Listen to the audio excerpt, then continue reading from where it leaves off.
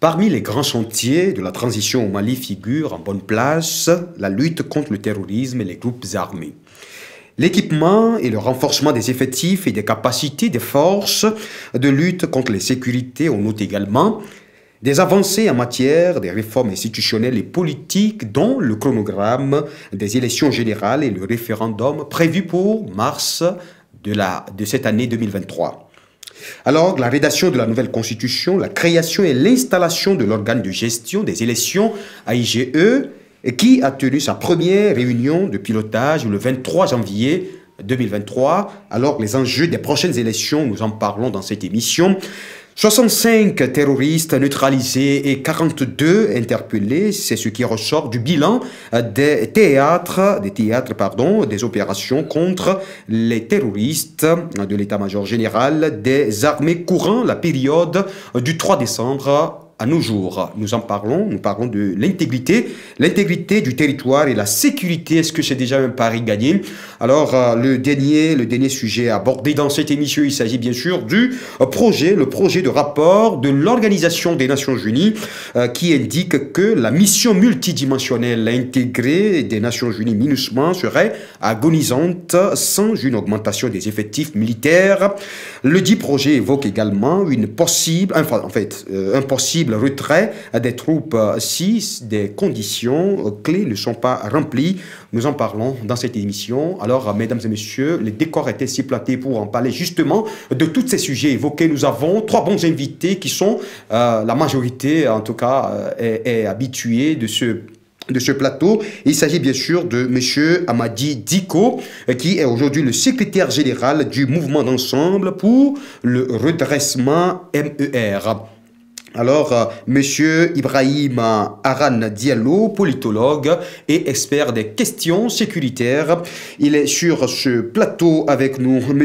Drissa Keita, journaliste, consultant, c'est le dernier invité. Mesdames et messieurs, une fois encore, bienvenue dans votre émission à l'Afia Hebdo pour cette semaine. Voici les invités présentés, le décor aussi est planté. Alors, M. Amadi Diko, merci d'avoir accepté notre invitation. Monsieur Fabrice, merci beaucoup pour l'invitation. Je tiens à remercier l'ensemble des téléspectateurs de Alafia TV au Mali, à l'intérieur comme à l'extérieur du pays. Je vous remercie beaucoup pour l'invitation. Très bien, merci. Également mes co-débatteurs. De se retrouver parmi et avec mon cousin aussi sur le même plateau, c'est un grand plaisir. Très bien, merci beaucoup Monsieur Ibrahima Aran Diallo. Je rappelle qu'il est politologue et expert des questions sécuritaires. Et puisque nous parlons de la sécurité, en tout cas, merci de nous rejoindre sur ce plateau, Monsieur Aran Diallo. Merci Fabrice, c'est moi qui vous remercie pour l'invitation. Très bien. Alors, le dernier invité, Monsieur Drissa Keita, journaliste, consultant. Merci de nous accepter. En tout cas, merci d'être sur ce plateau. Je vous remercie, chers confrères, et je salue votre rédaction qui fait confiance en moi et qui m'invite souvent sur certains de vos plateaux pour éclairer la lanterne de l'opinion. Très bien. Alors, quel est votre état d'esprit actuellement et comment va le pays? On peut dire que le pays est quand même à la croisée des chemins. Il y a énormément de scepticisme. Nous sortons d'un 20 janvier où on comprend qu'il faut être unis autour de l'armée nationale pour qu'elle puisse avancer. Mais en même temps, au plan sociopolitique, il y a quand même l'organe électoral qui vient de commencer. Il y a beaucoup d'interrogations. Et enfin, le contexte est marqué par un grand refus, à vue d'œil, par un refus du projet de référendum qui divise plus que ça unit. Très bien. Alors, M. Amadi Diko, comment va votre mouvement, le mouvement d'ensemble pour le redressement? Oui, le mouvement d'ensemble pour le redressement, je tiens depuis votre plateau souhaiter un prompt rétablissement à nos deux camarades qui ont été victimes d'un enlèvement sommaire, qui ont été battus. Donc aujourd'hui, ils se portent bien. Et au-delà de ça aussi, le mouvement d'ensemble pour le redressement se porte effectivement bien. Et nous travaillons dans l'ombre pour pouvoir mieux nous structurer, pour pouvoir mieux nous implanter sur tout le territoire national. Très bien.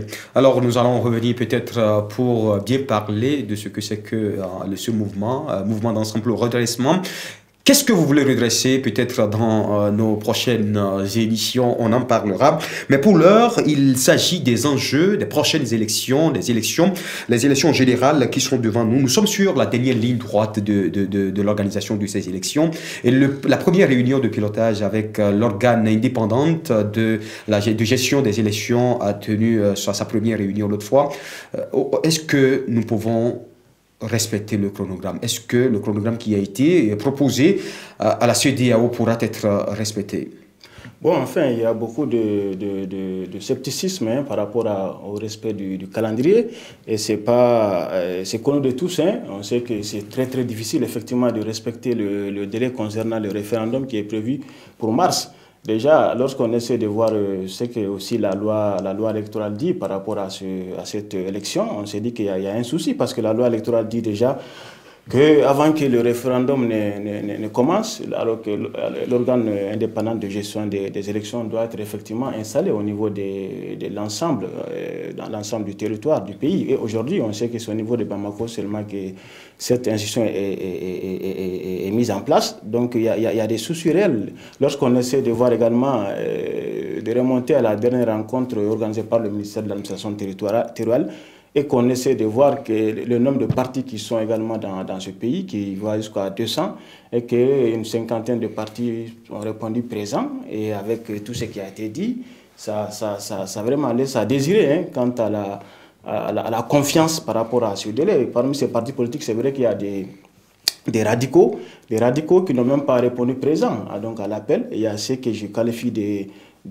modérés qui ont répondu à l'appel, mais qui ont quand même formulé des doléances quant à non seulement... Mais est-ce que tous ces 200 partis fonctionnent? Est-ce que vous voulez que, dans votre entendement, est-ce que les 200 partis devraient répondre? Est-ce que tous fonctionnent? Oui, non, on est d'accord que les 200 partis, il y a des limites dans le fonctionnement de l'ensemble de ces 200 partis, mais au minimum, on devrait avoir une centaine de partis, en tout cas un nombre de partis qui puissent être représentatifs alors, du peuple malien. Et ça, malheureusement, ça n'a pas été le cas. Oui, 200 partis politiques, tous ne fonctionnent pas bien, mais il y a au moins un minimum de partis. Je disais tantôt 100 ou 120 quand même qui auraient pu répondre à l'appel. 120 sur 200, c'est acceptable, mais une cinquantaine sur 200 partis, et des partis, en tout cas des partis importants, alors des leaders politiques importants et de premier rang de ce pays-là ont boycotté la rencontre. Donc ça donne une certaine facture, une mauvaise facture effectivement par rapport à tout ce qui va être fait comme résolution, comme résultat. Mais je pense que l'État a encore le temps, parce que c'est à l'État de prendre toutes les dispositions pour que le chronogramme soit respecté, pour que le délai soit respecté, parce que c'est l'État qui est responsable par rapport à cette situation. Mais ce que je voudrais dire responsable, je veux dire que c'est à l'État de créer toutes les conditions pour qu'effectivement il puisse y avoir un consensus entre l'ensemble des forces publiques, politiques, pour qu'on puisse aller à une élection transparente. Mais une fois de plus, je disais tantôt que si on va au référendum dans cette situation, il y aurait une violation de la loi électorale. Parce que la loi électorale dit clairement qu'avant les élections, que ce soit référendaires ou législatives présidentielles, l'organe chargé de veiller aux élections doit être installé partout au Mali. Et aujourd'hui, malheureusement, le constat est malheureux que cette institution n'est qu'à Bamako. Pour le moment, vous l'avez rappelé tout à l'heure que le 23 janvier dernier, elle a fait sa toute première rencontre. Donc il y a vraiment assez d'inquiétude par rapport à ce niveau. Mais il est malheureux de constater qu'au Mali, nous sommes encore ce qu'on appelle ce que j'appelle la phase embryonnaire de la démocratie. C'est malheureux. En tout cas, on va revenir là-dessus. Tenez la parole là où, en tout cas, vous l'avez laissé. Monsieur Drissa Keita, je rappelle que vous êtes journaliste, consultant. Aujourd'hui, est-ce que les signaux sont bons pour aller à un référendum prévu pour mars 2023? Également, pour enchérir, je pourrais dire que non. C'est vrai que lui, il a parlé de représentativité même à travers le territoire national, mais il y a un autre paramètre. Déjà, l'organe en soi, organe indépendant, il a une tutelle. Dans l'entendement, il ne devait pas y avoir de tutelle. Parce que l'organe, il pèse énormément. Mais c'est l'administration territoriale qui organise les élections, monsieur Drissa. Bien sûr. Mais je crois que quand on est indépendant, on n'a pas de tutelle. Mais le comité de pilotage en soi, c'est une tutelle. Et je crois que le comité de pilotage, si jamais ils divergent avec l'organe, ils ne parleront pas le même langage. Ensuite, néanmoins, on va faire avec. Mais reste que, dans la loi électorale, de ce que je sais, la convocation du collège électoral était censée se faire plutôt 3 mois avant les élections. Vous estimez que nous avons, en tout cas, ce comité a déjà pris du retard? Oui, il a pris du retard. Le ministre maintient que 1 mois avant, on va convoquer le collège électoral. Mais de mémoire, 3 mois avant, c'est ce qui est raisonnable, c'est ce qui est réaliste. Parce que déjà même un référendum de mémoire, c'est une première au Mali. Hein. C'est une première au Mali. Bon, il y a eu quand même le référendum en 92. Hein. En 92, donc, voilà. Voilà, donc je veux dire que tellement qu'on a fait, ce n'est pas une élection courante, on va dire. Donc un référendum en cette période, c'est quelque chose d'un peu nouveau dans le contexte actuel. Très bien. Et il faut reconnaître aussi une chose. Le scepticisme qu'il y a, le désaveu qu'il y a autour même du référendum, fait que peut-être on peut aller à un report. Mais maintenant, quelle serait la conséquence de ce report? Est-ce qu'il y aurait un glissement? Très bien, merci. Merci. Est-ce qu'il y aura un glissement? Est-ce que vous pensez que les tendances ne sont pas bonnes pour que le programme tel proposé soit vraiment respecté? Écoutez, M. Fabrice, vous savez, nous avons eu à dire bien avant l'installation des membres de l'organe indépendant de gestion des élections, l'EJ. Déjà, depuis à ce niveau, il y a eu des soucis par rapport à cela parce qu'il y a les partis politiques. Vous savez, on ne peut pas parler d'élections sans acteurs politiques aujourd'hui. Presque 80% des acteurs politiques aujourd'hui ne se retrouvent pas d'abord dans cet organe de gestion, organe indépendant de gestion des élections. Mais on parle d'organe, on parle de l'autorité indépendante. C'est-à-dire que ça ne devait pas avoir de couleur. Oui, parce que cette autorité, vous savez, elle est composée non seulement par les partis politiques, quelques représentants des partis politiques, et également de l'administration, également. Et donc, il y a un quota qui a été attribué à tout le monde, il y a un quota aussi qui a été attribué à la présidence. Donc, depuis à ce niveau, parce que c'est quand même un organe qui doit délibérer à l'issue des élections. Donc aujourd'hui, si cet organe même se trouve aujourd'hui pointé du doigt par les acteurs eux-mêmes qui doivent animer la chose, donc je pense qu'il y a problème à ce niveau. C'est la raison pour laquelle nous disons qu'aujourd'hui, ça va être très difficile pour nous de pouvoir tenir une fois de plus, que l'État parvienne une fois de plus à tenir à ses engagements. Parce qu'aujourd'hui, vous n'êtes pas sans savoir qu'il n'y a pas que l'élection référendaire. Il y a aussi d'autres élections qui sont prévues. Il y a les élections municipales qui pointent à l'horizon, il y a les élections législatives, il y a les élections présidentielles, il y a les élections sénatoriales aussi qui sont prévues. Donc même les États qui sont aussi en avance sur le plan de modernité, aujourd'hui ne peuvent pas tenir en une année toutes ces élections, 5 élections en une année. Donc ça va être très difficile. Raison pour laquelle aujourd'hui on ne peut pas bâtir un pays sans confiance. Parce que beaucoup d'acteurs, pour eux, ils pensent qu'ils ont été mis devant un fait accompli. Quand on mettait en place le projet de l'EJ, parce que beaucoup avaient déjà dit qu'il fallait partir par cette nouvelle forme d'organisation des partis politiques. Quand vous essayez de voir les acteurs politiques aujourd'hui, il y a une certaine mutation. Il y a une certaine mutation dans leur forme d'organisation. Vous allez trouver qu'il y a EPM qui était là, EPM qui était constitué de pas mal de regroupements politiques. C'est ce qu'ils avaient proposé en matière de proposition pour la mise en place de l'EJ. Il y a d'autres organes aussi, il y a les Répar avec Modibo Sidibé à la tête, Madame Si Kadidja Tousso qui était là. Il y a aussi EMK qui est là, qui est composé de d'autres partis politiques, il y a d'autres regroupements. Donc je pense que si on était parti de cette formule, ça allait éviter beaucoup de soucis. Donc aujourd'hui, on est devant un fait accompli. Que devons-nous faire aujourd'hui? Alors, qu'est-ce que nous devons faire? Les autorités doivent aujourd'hui ouvrir la porte aux acteurs politiques, qu'ils prennent aussi en compte les propositions que ces partis politiques, que ces acteurs politiques aussi sont en train de faire. Qu'est-ce que vous répondez à ceux qui pensent qu'une transition ne devait pas avoir une opposition? Une transition ne devrait pas avoir une opposition, effectivement, comme on le dit. Mais vous savez qu'aujourd'hui, l'actuel PM que nous avons, tout le monde a eu à le décrire, que c'est un acteur, que c'est un homme politique qui est clivant. Tout le monde a eu à le décrire. Est-ce que vous le décriez presque parce que c'est dans son agir. Presque, ce n'est pas scientifique. Non, c'est dans son agir. Quand il s'attaque aux acteurs du mouvement démocratique, quand il s'attaque aux membres du M5 RP dont lui-même il est ici. Alors que lui-même il a été dans tous les autres, il a été dans tous les régimes qui ont succédé à la tête de l'État malien. Donc aujourd'hui, à un certain moment donné, parce que cette division ne sert qu'à quelques individus seulement qui veulent créer une opposition à cette période de transition. Nous sommes en train, tout le peuple malien est en train de soutenir cette transition parce qu'aujourd'hui, c'est une transition voulue par l'ensemble des peuples maliens. Avant que les militaires ne viennent, vous savez qu'à travers le mouvement M5RP, l'ensemble du peuple malien avait déjà une aspiration profonde par rapport à cette manière de gérer le Mali qui était géré de façon clanique par quelques individus. C'est cela qu'on a combattu. Hélas, aujourd'hui, c'est les mêmes faits qui sont là parce que nous constatons que des gens qui viennent aujourd'hui, qui ont été pris même au sein des lèges, nous sentons une main cachée quelque part. Qui sont auprès une main cachée que vous avez déjà vue. Une main cachée qui sont là. Une main cachée que vous avez déjà vue, M. Diko. Oui, parce que si vous essayez de voir, pas que nous seulement, les acteurs politiques ont eu à les dénoncer, que ceux qui ont été choisis dans ces organes-là pour représenter les partis politiques, pour représenter la société civile, n'en sont rien du tout.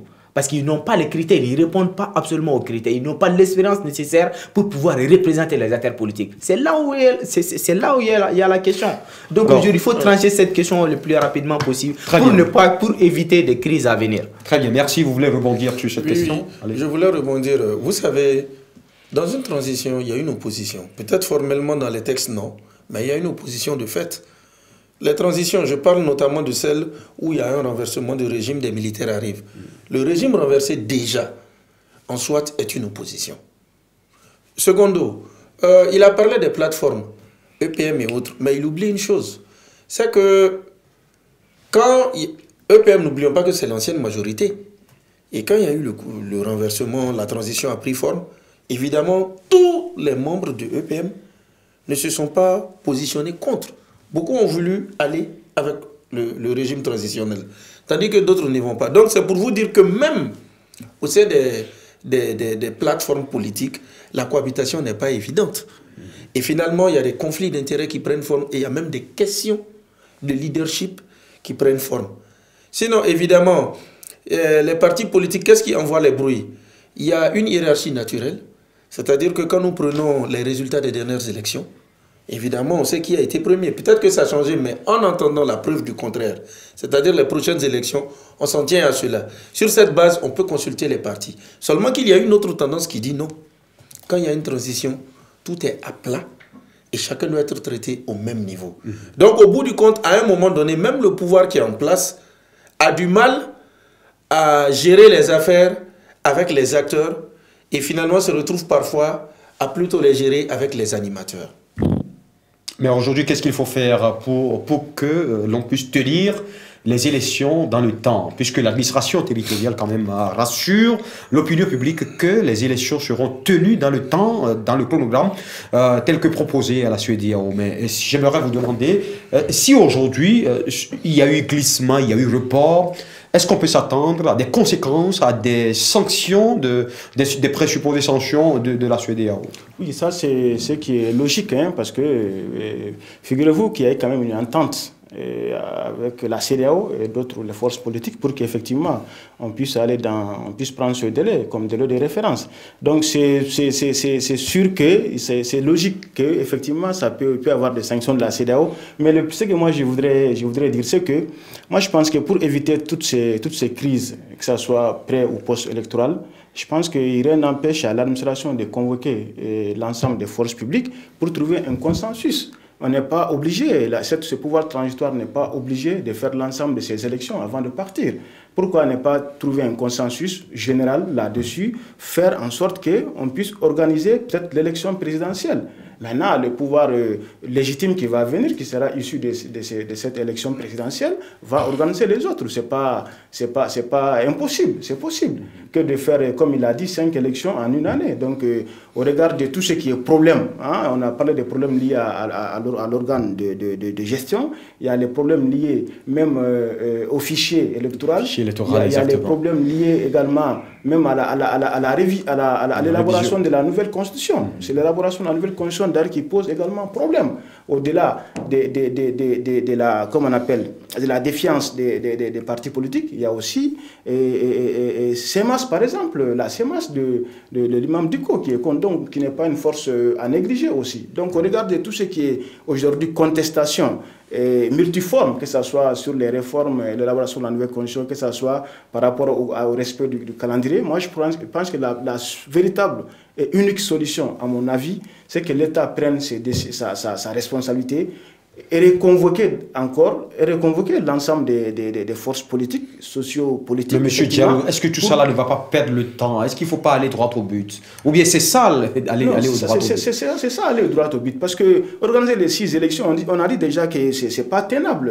Le référendum n'est pas tenable. Parce que selon la loi électorale, je disais tantôt qu'il faut 6 mois, il faut que ces organes-là soient installés 6 mois avant les élections. Donc il y aura un glissement forcément. Donc 6 mois après, le président de la République constitutionnelle, enfin le président de la transition, est constitutionnellement à 1 mois pour promulguer cette constitution. Et après aussi que la constitution ait été promulguée, mise en œuvre, il y a forcément des révisions au niveau de la loi électorale, des retouches sur la loi électorale, parce qu'il y a des choses qui doivent être conformes à la nouvelle constitution. Il y a également au niveau des lois organiques, régissant par exemple l'Assemblée ou le Sénat, qui doivent être aussi retouchés. Donc il y a tout un travail technique, législatif qui est là, qui va faire en sorte qu'effectivement, ça va être très difficile. Parce que le Mali est une exception. Hein. Le Mali n'est pas un pays normal. Donc nous sommes un pays... entre griffes. Entre griffes, on n'est pas un pays normal. Donc on n'a pas tous les moyens qu'il faut pour faire, de mon point de vue, hein, pour organiser toutes ces élections-là avant le départ de la transition qui a 1 année aujourd'hui. Donc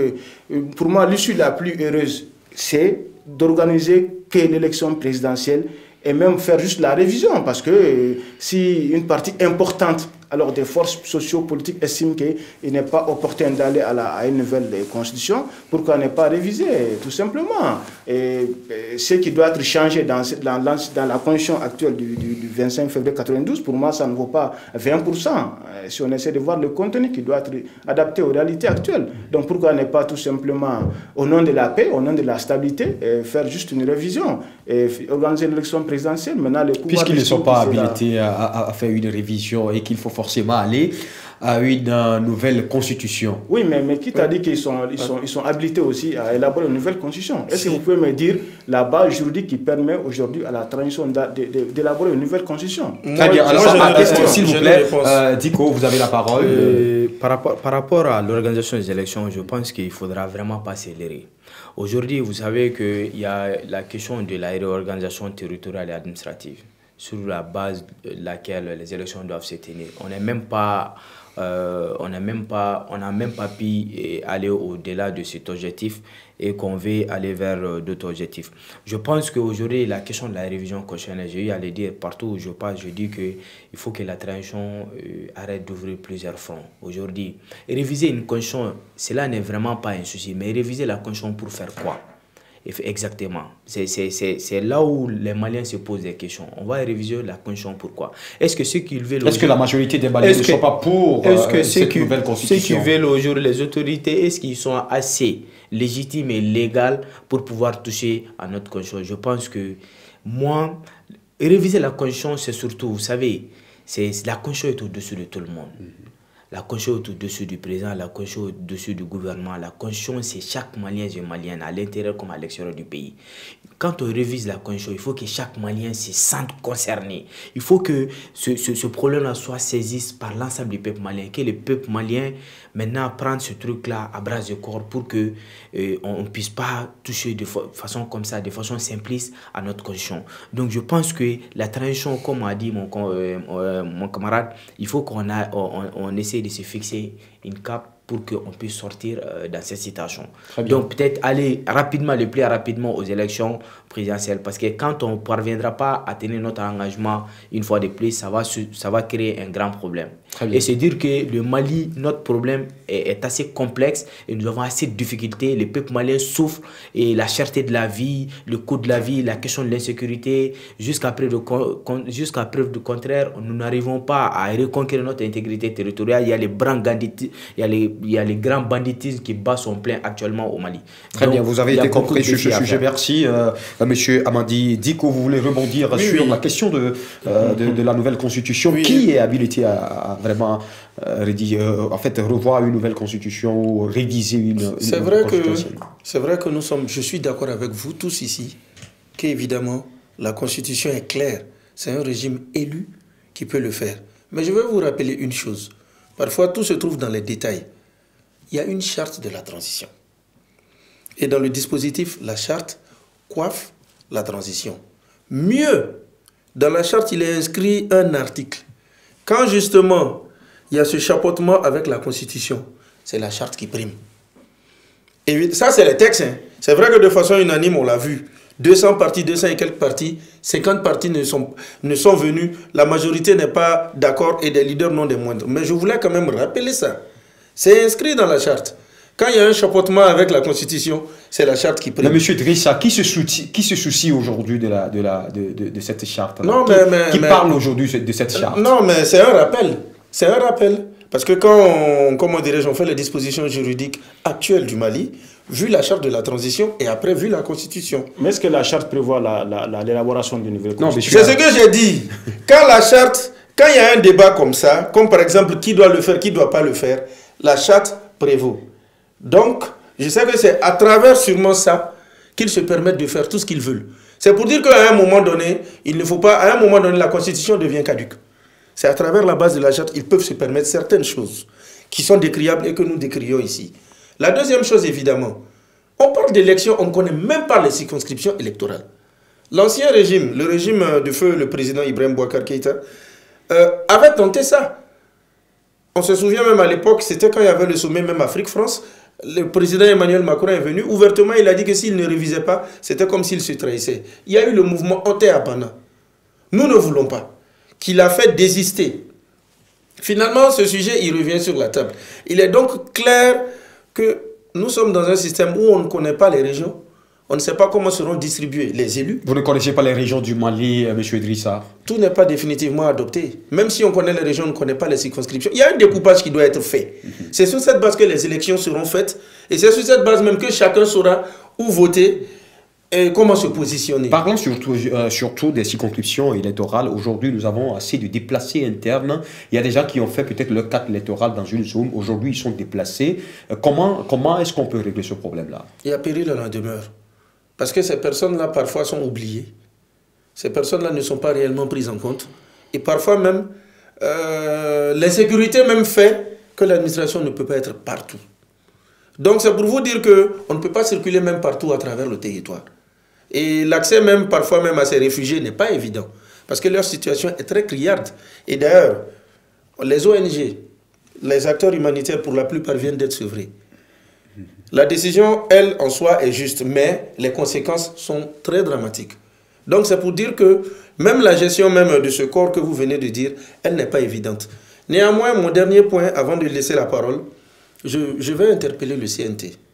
L'organe législatif est actuellement en vacances parlementaires.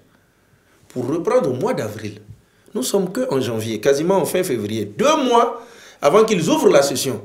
Je crois que par rapport à cette question de circonscription électorale, nous avons intérêt, les autorités ont intérêt Vous les interpellez par rapport aller à quoi? À une session extraordinaire pour rapidement évacuer la question des circonscriptions et du découpage.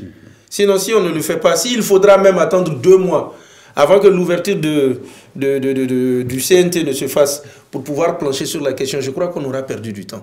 Plus vite on aura voté cette loi, plus vite on aura tranché cette question, mieux on verra clair et plus l'AEJ et même les acteurs politiques et même les électeurs sauront vers où, quoi et comment se comporter. Très bien. Alors, M.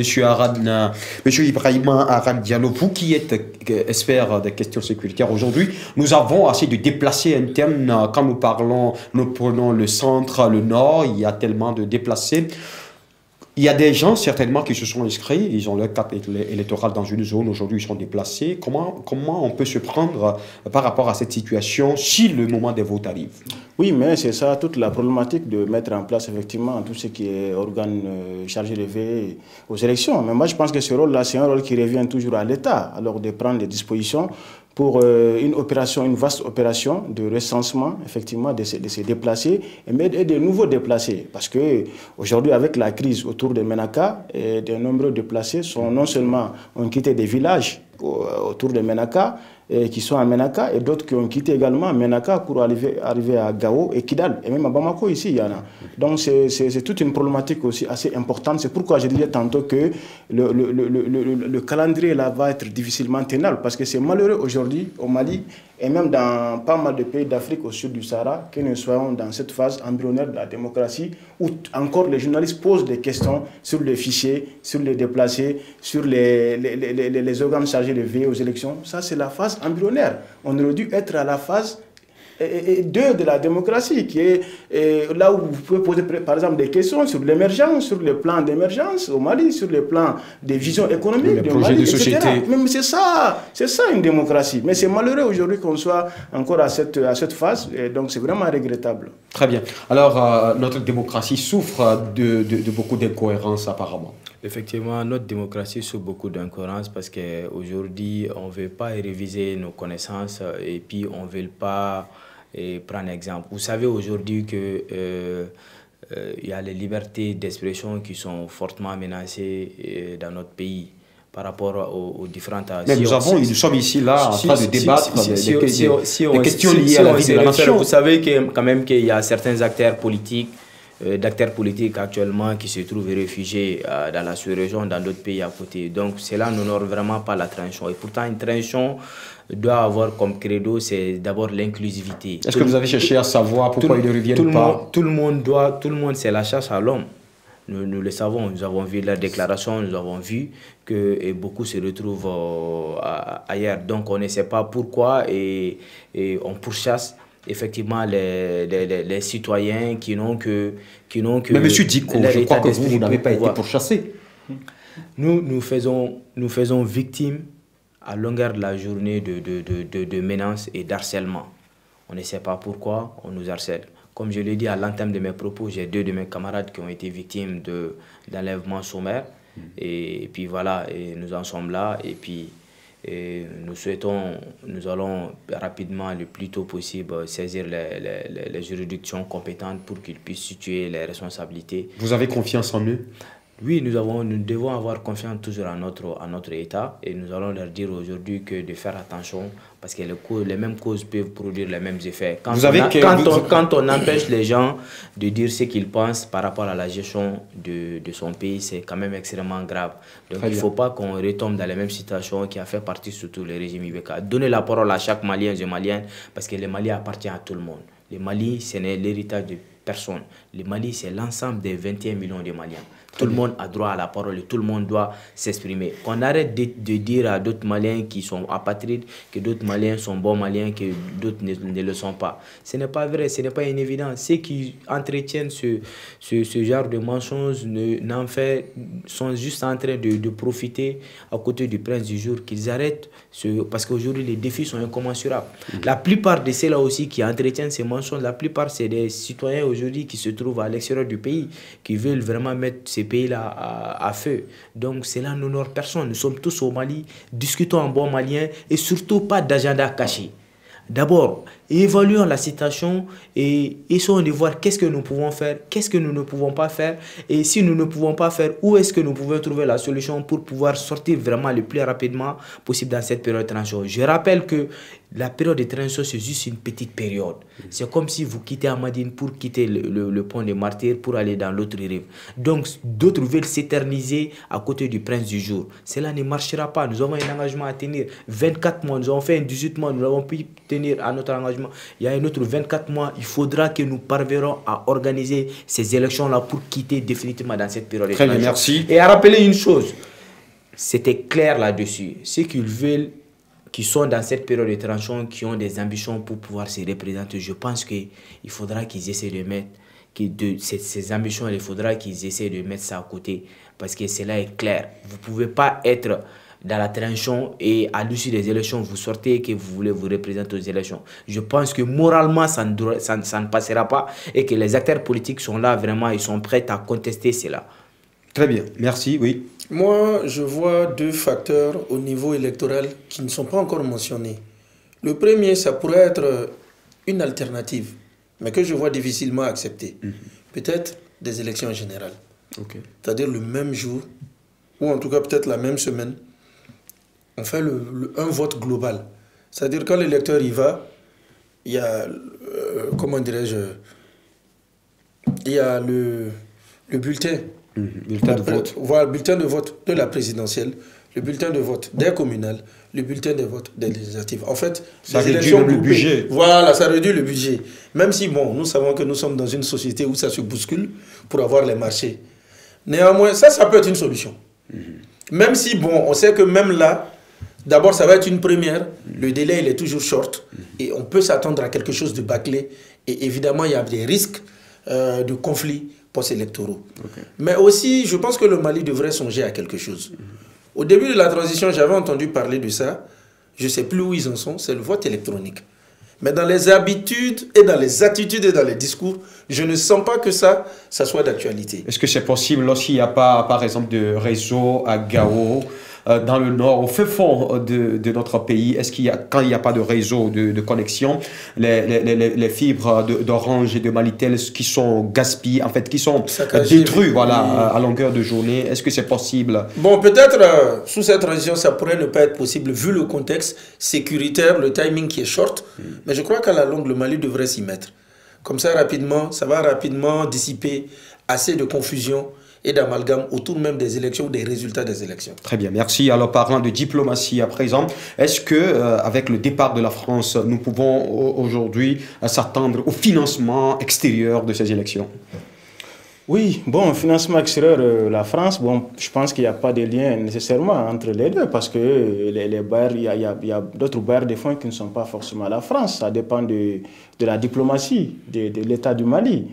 Parce que quand on laisse tomber la France, forcément on va se retourner vers un autre pays ou bien vers d'autres partenaires. Maintenant, c'est à l'État, dans son activisme diplomatique, de chercher davantage des moyens si nous n'avons pas. Et je rappelle quand même, nous sommes dans un contexte de célébration de la souveraineté que nous devons. Donc je ne pense pas si nos autorités vont faire assez de bruit par rapport à la recherche de fonds pour le financement d'une élection nationale, quoi. Voilà, ça ne rime pas quand même avec la souveraineté. Avec ce contexte de souveraineté retrouvée. Très bien. Alors, est-ce que nous avons aujourd'hui les moyens en termes de budget pour pouvoir organiser les élections sur fonds propres? Vous savez que le budget 2023 avait été déjà voté. Nous avons un déficit budgétaire de plus de 700 milliards que nous devons aller chercher. Donc, il y a tellement de sentiers et on se demande est-ce qu'on pourra s'en sortir avec tous ces objectifs que les autorités de la transition se sont fixés. Raison pour laquelle nous disons qu'il faut qu'on essaie de définir les priorités. Aujourd'hui, les priorités, il faut faire tout pour qu'on puisse quitter dans cette période de transition. Vous savez, nous, on n'est pas dans la gestion de la transition. Nous ne gérons pas l'appareil d'État. Nous donnons juste nos avis et nous essayons de faire part notre avis et nos propositions. Et voilà, c'est eux qui connaissent la réalité du pouvoir, c'est eux qui sont dedans, si on peut tenir ou pas, et si on a les moyens ou pas de tenir ces élections. En tout cas, ils n'ont pas de choix. Ils n'ont pas le choix, il faut que ces élections se tiennent et ces élections doivent se tenir et devraient se tenir et se tiendront. Très bien. Merci. Alors, parlant de l'intégrité du territoire et la sécurité, est-ce que c'est un pari déjà gagné de l'Abezanga, d'Assongo à l'Abezanga, de Marakakungo à Diabali, de Sévaré à Ogosago, de Douanza passant par Rambori et Boni? Est-ce que la sécurité est d'ordre dans ces parties citées? Est-ce qu'avec toutes ces zones d'insécurité que nous avons citées, est-ce que des peuples qui vivent dans ces contrées-là peuvent tenir? Est-ce qu'on peut avoir des élections dans ces contrées? Voilà, c'est la raison pour laquelle nous disons qu'il ne faudra pas qu'il y ait une fuite en avant. Vous savez, si l'ensemble du peuple malien se retrouve derrière aujourd'hui ces autorités de la transition, c'est surtout s'il y a une mission qui les a été assignée par le peuple malien, c'est de recouvrir notre intégrité territoriale. La raison pour laquelle vous avez vu que il y a l'armée qui est équipée à longueur de la journée, mais qu'à cela ne tienne, nous avons toujours dit, la question de recouvrir notre intégrité territoriale ne dépendra pas seulement que le tout militaire. Il y a aussi ce qu'on appelle les services de l'État, les services de l'État qu'offrent aux citoyens. Aujourd'hui, il faut que les citoyens aient confiance à leur État. Vous savez que les citoyens souvent sont victimes des racketages. des racketages, du banditisme. Aujourd'hui, il faudra essayer de revoir notre doctrine sécuritaire.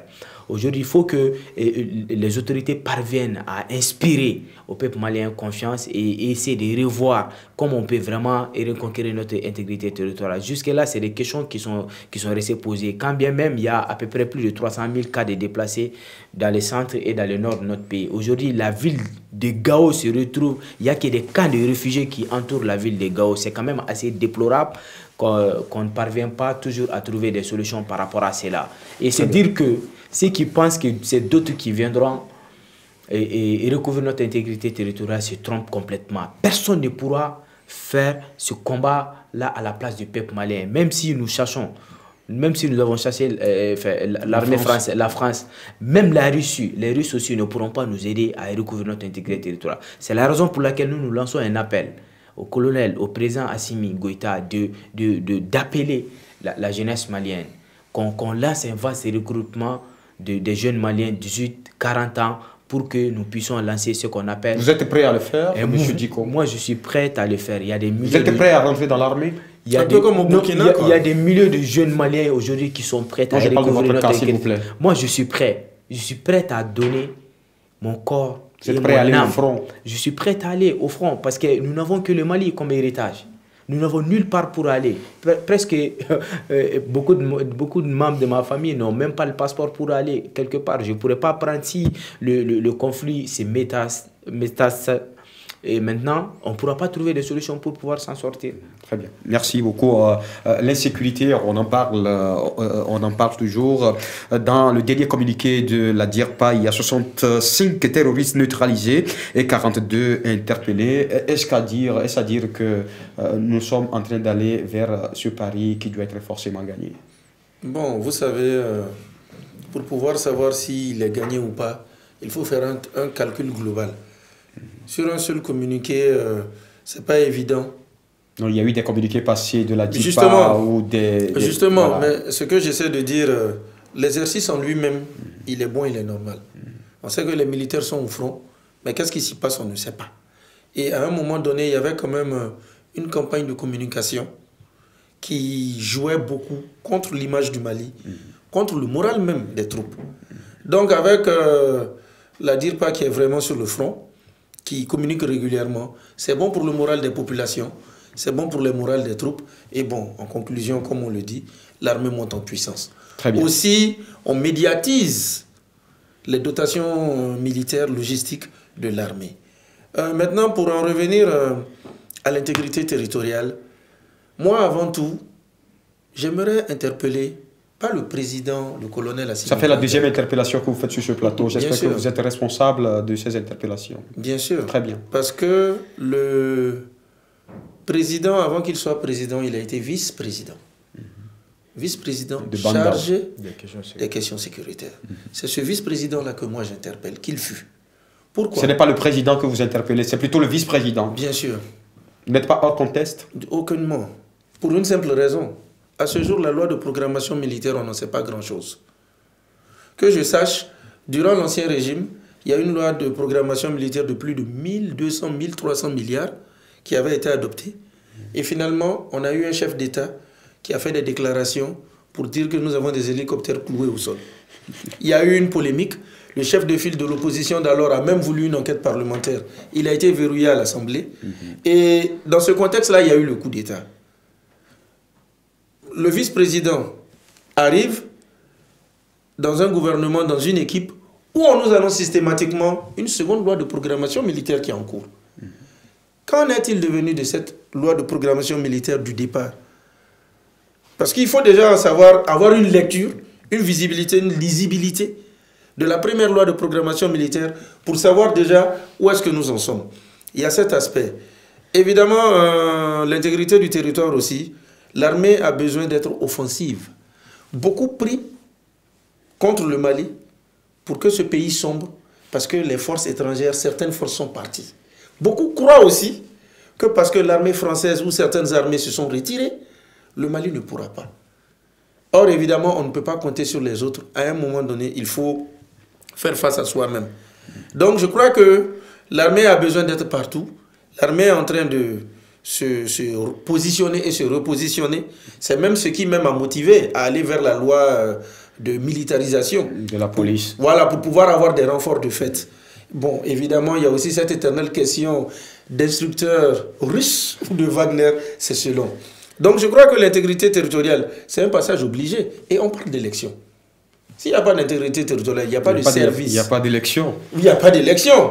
Même si, il y a cette crainte, dans la Constitution, il y a un article qui dit que si une partie du territoire est occupée ou n'est pas récupérée, ça peut conduire à un report des élections. On n'y est pas. L'armée est en train de faire ce qu'elle fait. L'administration aussi fait des concertations, même si ça boude énormément. Peut-être l'approche, peut-être la façon de faire, puisque évidemment le contexte dans lequel nous sommes, il y a des intimidations. Très bien. Le contexte dans lequel nous sommes, certains à cause de leur façon de penser, sont, comment dirais-je, mis entre guillemets sur la guillotine. Donc je pense qu'il faudra quand même que nous soyons unis, il faudra quand même qu'on soutienne l'armée, et évidemment il ne faudra pas plier les chines, car comme je le dis, il y a certains acteurs d'ici ou d'ailleurs, à visage découvert ou tapis dans l'ombre, qui pensent que parce que certaines forces se sont retirées, comment dirais-je, le Mali pourrait sombrer. Ouais.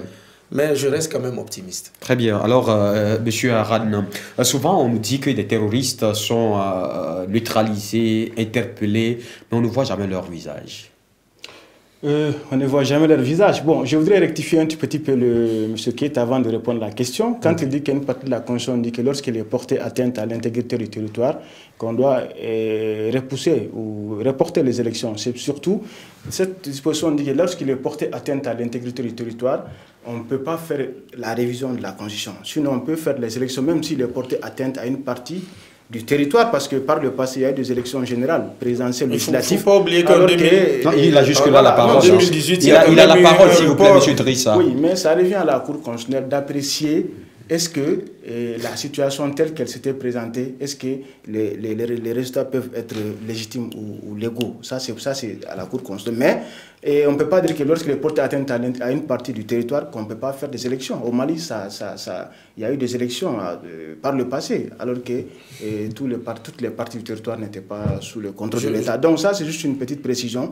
La Constitution le dit par rapport à la révision, mais pas par rapport aux élections. Il continue, tu vas revenir. Voilà. Donc quand vous dites que les terroristes ils sont assassinés, mais on ne voit pas... Non, oui, ils sont neutralisés, pas assassinés. Ok, neutralisés. Neutralisés, oui. Interpellés, mais on ne voit jamais leur visage. Ça veut dire quoi, justement? Nous avons l'impression comme si c'était de la communication. Oui, bon, enfin, l'État est dans ses rôles. Ça c'est le secret militaire. Alors, ça dépend de la gestion de l'information dans les milieux militaires. Ça peut être une stratégie. Mais les voleurs de poules dans le quartier sont présentés. Oui, non, mais c'est différent. Vous savez que la lutte contre le terrorisme est mise aujourd'hui dans un contexte international. Okay. Et il y a des engagements internationaux qui ont été signés par l'État du Mali par rapport à la gestion des prisonniers de guerre, par exemple, par rapport à la guerre elle-même. Donc la guerre elle-même, le conflit armé lui-même est régi par notamment les conventions de Genève. Donc ça dépend des stratégies. Il a dit tantôt qu'à un moment donné, on avait effectivement, il y avait des pressions sur l'État du Mali, notamment l'armée malienne, par rapport en disant qu'elle fait des exactions, etc. Donc je pense qu'ils sont dans leur... pour être une stratégie militaire. Est-ce qu'on devait s'arrêter, on se contenter seulement des chiffres, nous? Oui, bon, enfin, c'est une question de confiance aussi entre le peuple et les gouvernants. Donc, si nous ne sommes pas forcément sur les théâtres d'opération, c'est vraiment une situation qui doit être davantage revue, parce que des fois, il faut que les journalistes aussi soient avec l'armée sur le théâtre d'opération pour davantage même avoir la possibilité d'équilibrer les informations. Dans d'autres pays, ça s'est fait, mais rarement au Mali, ça ne se fait pas. Même si des journalistes partent, généralement, ce sont des journalistes peut-être de l'armée, mais des journalistes comme moi, comme toi, comme d'autres, civils doivent aussi, je pense, être dans les théâtres d'opération pour essayer de mieux comprendre le phénomène. Mais une fois de plus, la lutte contre le terrorisme n'est pas une lutte militaire. C'est ça qui est tout le temps... Il n'y a pas forcément une lutte militaire ou bien... Non, ce n'est pas forcément une lutte militaire. Parce que il faut s'intéresser aux vraies raisons du terrorisme pour pouvoir le combattre. Les vraies raisons, c'est parce qu'il y a un malaise au niveau social et au niveau des localités dans lesquelles les recrutements sont faits. Maintenant, même si vous luttez contre une partie de ces gens-là, et si vous ne gérez pas, vous ne soignez pas le mal au niveau des racines, et il va de soi effectivement que le phénomène persiste. Regardez aujourd'hui, le phénomène a commencé au niveau du Nord. Aujourd'hui, le centre atteint. Moi-même, je viens du centre, notamment de la zone du Triangle Rouge, Djabali, Doroferi et Sokolo. Mais la situation, ça continue. Le terrorisme continue dans ces localités-là. Au sud, aujourd'hui, c'est à la limite intenable. Dans la zone à l'ouest, vers Nioro du Sahel et Djema. Donc ça c'est pour dire que la lutte, les moyens militaires, oui, nous les encourageons, nous félicitons nos autorités d'avoir effectivement eu à faire recours à des moyens militaires, à des moyens de lutte contre. Mais c'est pas, une fois de plus, ce n'est pas une guerre, ce n'est pas le tout militaire, le tout sécuritaire. C'est aussi un ensemble comment on appelle, un ensemble de conditions qui doivent être créées, des conditions sociales, des conditions économiques, effectivement, pour que voilà, le retour à la paix tant souhaité, alors soit vraiment effectif. Très bien, vous voulez rebondir sur sa première réaction? Oui, parce que moi je reste sur ma position. Hein. Il a dit qu'il y a eu des élections qui se sont tenues malgré que certaines parties du territoire étaient occupées, mais qu'il n'oublie pas que ces élections, qui étaient les dernières, à savoir les législatives, ont dû être reportées 2 à 3 fois. En 2018, on aurait dû faire les législatives.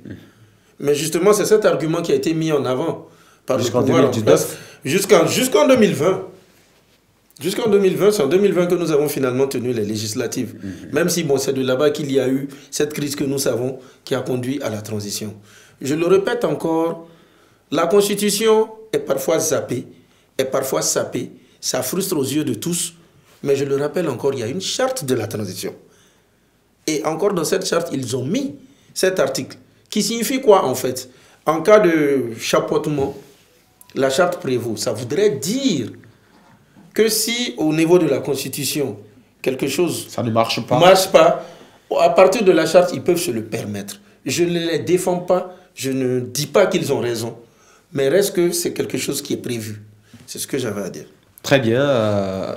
Une dernière réaction sur cette question, ou bien on va directement au dernier sujet du jour. Il s'agit bien sûr du projet de rapport de l'Organisation des Nations Unies qui indique que la mission multidimensionnelle intégrée des Nations Unies, la MINUSMA, serait agonisante sans une augmentation des effectifs militaires. Le dit projet évoque également un possible retrait des troupes si des conditions clés ne sont pas remplies. Alors, la MINUSMA, on peut s'attendre à ce que il plie bagage dans les jours à venir. Avant de répondre à ces questions, j'aimerais quand même rappeler par rapport aux questions sécuritaires, comme a eu à dire mon camarade, le tout sécuritaire est un gros mensonge que certains essaient de proférer. Vous savez, il faut traiter la cause.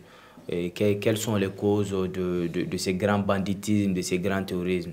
À rappeler que l'extrême pauvreté engendre ce qu'on appelle la vulnérabilité. La vulnérabilité est fille de l'insécurité. Vous savez, la plupart de ces terroristes, de ces grands bandits, ce n'est pas d'autres nationalités, la plupart c'est des Maliens. Si vous essayez de prendre et évaluer à la limite les nationalités, parce que vous savez, on ne mène pas assez d'enquêtes sur les nationalités et des gens qui composent ces gens. La plupart, c'est des Maliens. À peu près 80%, c'est des jeunes Maliens aujourd'hui, désœuvrés aujourd'hui, qui n'ont pas été scolarisés la plupart. Et d'autres aussi qui sont confrontés à une extrême pauvreté, à un chômage massif des jeunes. Tous ces paramètres-là aussi doivent être pris en compte par rapport aux questions de terrorisme et de grand banditisme au Mali. Effectivement, nous avons vu les rapports trimestriels de la mission multidimensionnelle intégrée pour la stabilité au Sahel, MINUSMA.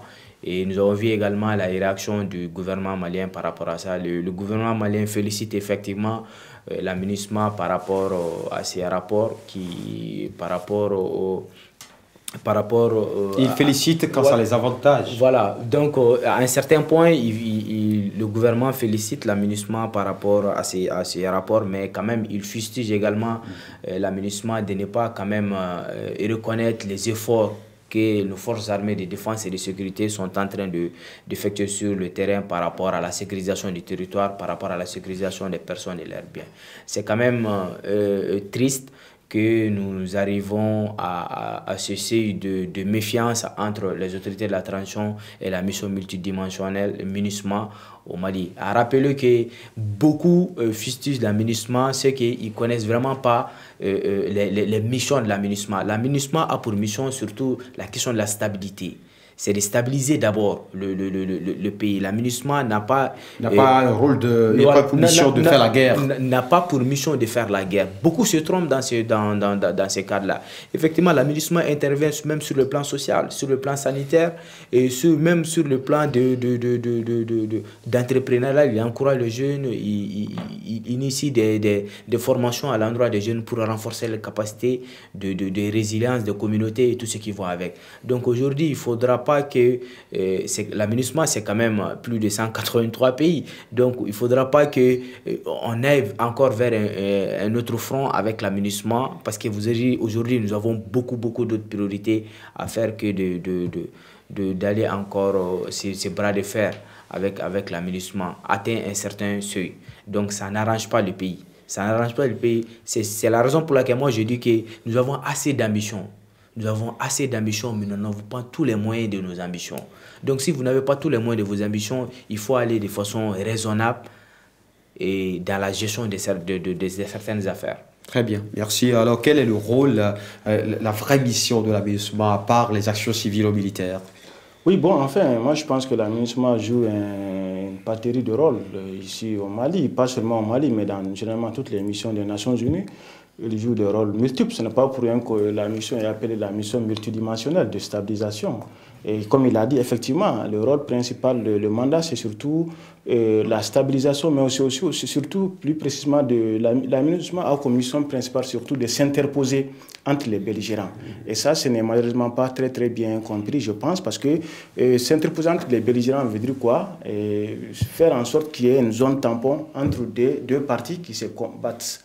Alors, c'était le cas du Mali, c'était entre l'armée malienne, effectivement, et les ex-rebelles, les signataires de l'accord pour la paix et la réconciliation issu du processus d'Alger.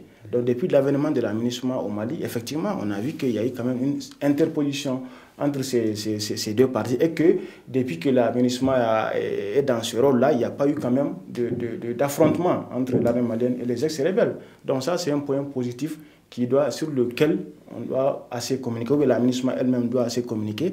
Et voilà, mais la question par rapport au retrait, ce n'est pas aujourd'hui une surprise pour moi, parce que depuis en juin dernier déjà, on a vu tout le bruit qui a eu lieu autour du renouvellement du mandat des Nations Unies au Mali. Donc on savait déjà que ça n'allait pas perdurer, quoi. Et aujourd'hui, la MINUSMA, c'est que la MINUSMA pense qu'elle était sécurisée, sa sécurité était assurée par l'armée française, notamment l'opération Barkhane, qui était là pour faire la guerre au terrorisme, comme il le disait. Donc aujourd'hui, avec le départ de la France, la MINUSMA se voit moins sécurisée, parce qu'elle n'a pas l'armement nécessaire pour se sécuriser.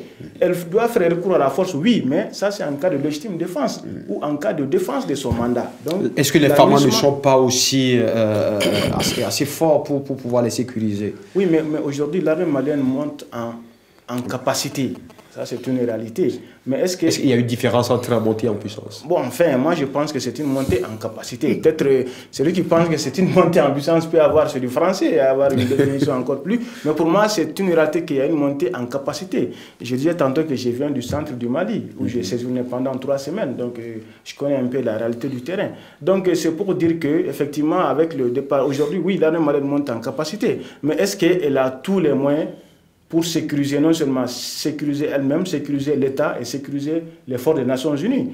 Même avant, il y a moins d'une semaine, on a eu de nouvelles acquisitions. Ça veut dire que le réarmement continue. Donc ça veut dire qu'on n'a pas atteint le top. Jusqu'à présent, on est en train de chercher à se réarmer. Mais est-ce que tout de suite, à l'heure où nous sommes, on a tous les moyens nécessaires par rapport à nos ambitions. C'est ça la question. Donc, au-delà même de le départ des forces françaises qui était censé effectivement protéger l'aménagement, il y a aussi une batterie de décisions qui a été prise par nos autorités par rapport effectivement au mouvement des forces des Nations Unies. Voilà, en termes d'autorisation, en termes de surveillance, donc tout ça, ça gêne.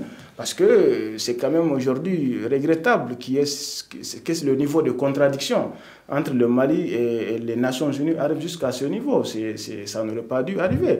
Cette belle organisation a été créée en 1945 par la Charte la Charte de San Francisco en 1945, qui avait pour rôle effectivement de faire en sorte qu'il n'y ait plus de guerre au monde, à travers le monde. Mais aujourd'hui, c'est malheureux qu'il y ait des contradictions jusqu'à ce niveau entre cette organisation et des pays. Des pays hôtes. Très bien, alors, réaction, oui. Il y a beaucoup à dire par rapport à la MINUSMA.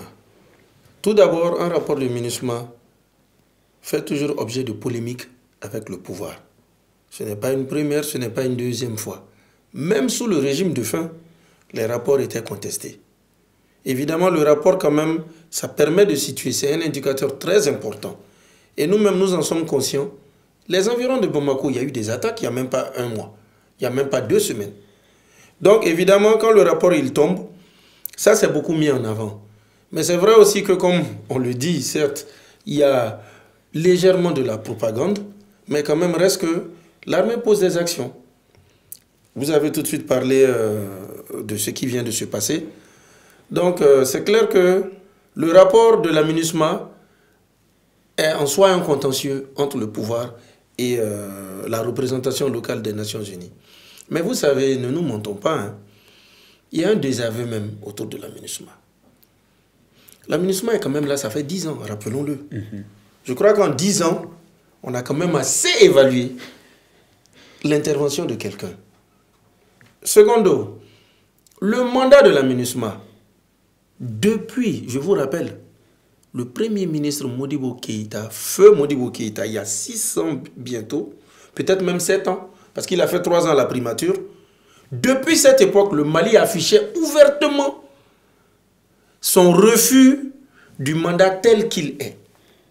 Ouvertement. Le Mali exigeait toujours... Quand vous parlez du Mali, vous parlez du peuple, là, non. Vous parlez des dirigeants. C'est dans les deux sens. Les dirigeants, oui, mais évidemment, la population aussi suit. Les dirigeants sont même allés aux Nations Unies à maintes reprises. C'est-à-dire depuis 6 ans, chaque fois qu'on doit prolonger, c'est énormément d'empoignades. C'est justement dans ces empoignades-là que l'actuel Premier ministre, Choguel Maïga, a refusé que la MINUSMA augmente ses effectifs. Et maintenant, ça devient un malaise. Ça commence à devenir un contentieux. Justement, c'est-à-dire que depuis plus de 4, 5 ans, 6 ans, le Mali a toujours voulu que la MINUSMA ait un mandat où il intervient. Parce que finalement...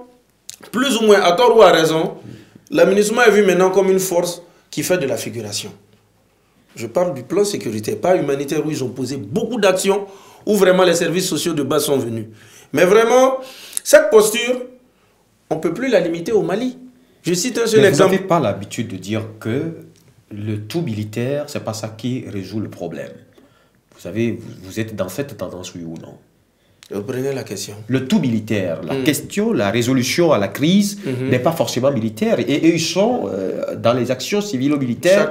Chacun est dans son rôle. Nous parlons de questions militaires et de questions sécuritaires. Si les casques bleus sont venus pour un départ, les contextes changent. En 2013, en 2014. Évidemment, à l'époque aussi, on avait l'accord de Ouagadougou, on avait Kidal avec nous. Certains acteurs n'existaient, qui sont en premier plan aujourd'hui, n'étaient pas là à cette époque. Mais les années ont avancé. Depuis plus de 5-6 ans, le gouvernement affiche cette divergence avec la MINUSMA et mieux. Il y a des acteurs de la transition qui en ont fait, si vous voulez, leur cheval de bataille. Je peux citer par exemple Ben Le Cerveau, qui lui était à fond sur le départ de la France, qui se positionne sur le départ de la MINUSMA. Il y a plein d'acteurs à visage découvert qui veulent vraiment le départ de la MINUSMA. Qu'est-ce que ça leur rapporterait si la MINUSMA part aujourd'hui? À leur entendement, si la MINUSMA n'est pas là, en fait, il n'y aura pas, à leurs yeux, il y a une sécurité hypocrite. Mais moi, je rejoins Diallo sur un fait. Hein. Tout le monde vient pour aider. Je crois que vraiment, si tout le monde part, alors que à combien de kilomètres même de la capitale, jusque dans le camp de Kati, qui est le QG de l'actuel pouvoir, on ose faire des attaques. Je crois que vraiment, il faut quand même revoir un peu les choses et tout le monde ne peut pas partir. En 2022, on a ouvert beaucoup de fronts. Hein. C'est sur la base de ces fronts-là qu'on parle de souveraineté retrouvée. Mais à la longue, on finit par se tromper de cible. On le dit, on parle de dotation militaire. Ce n'est pas pour saper le moral des troupes. Les troupes sont en train de s'armer. C'est un téléchargement qui est en cours. Peut-être à 50, 60, 70%, mais les 100% ne sont pas atteints. Mais par contre, les casques bleus ont une logistique qui peut aider. Donc évidemment, il faut redéfinir. Malheureusement, le mandat de... Voilà, il faut redéfinir ça, il faut redéfinir même le contrat. Mais vous savez, comme on parle de questions sécuritaires, il y a le secret défense. On n'a pas assez d'éléments pour aller au fond de nos pensées. Mais reste que un départ de l'aménagement, moi à mes yeux, pour le moment, ce n'est pas bon. Parce que, comme je l'ai dit, la montée en puissance n'est pas encore faite à 100%. Vous êtes dans la montée en puissance. Justement, sinon pour clore, le désaveu de l'aménagement, il n'est pas propre au Mali. Hein. Il y a au moins 3, 4, 5 pays à travers le monde. Je cite seulement le Congo, où vraiment les populations sont dans les rues. Voilà, pour les mêmes raisons, point pour point. À cause justement de leur rôle d'interposition. Ils aimeraient qu'ils aient un mandat robuste, qu'ils soient même carrément acteurs. Très bien. Merci beaucoup. Je crois que nous sommes pratiquement à la fin de cette émission. On va faire un tour de table rapidement. Monsieur Diko, votre mot de la fin. Je tiens à vous remercier pour l'invitation et également à mes co-débatteurs et se dire que, je reviens toujours là-dessus, il faut qu'on arrête d'ouvrir plusieurs fronts et qu'à chaque fois qu'on initie un projet ou qu'on entreprend un projet au nom du peuple souverain du Mali, il faut évaluer les conséquences. Nous avons vu les ONG financées par la coopération française qui ont été interdits de pouvoir mener leur activité, quand bien même de par leur activité, ils recouvraient à peu près 30% de la population malienne. Leur activité touchait à peu près 30% des Maliens, vu que l'État n'a pas cette capacité d'amener auprès des citoyens ce qu'on appelle les services sociaux de base.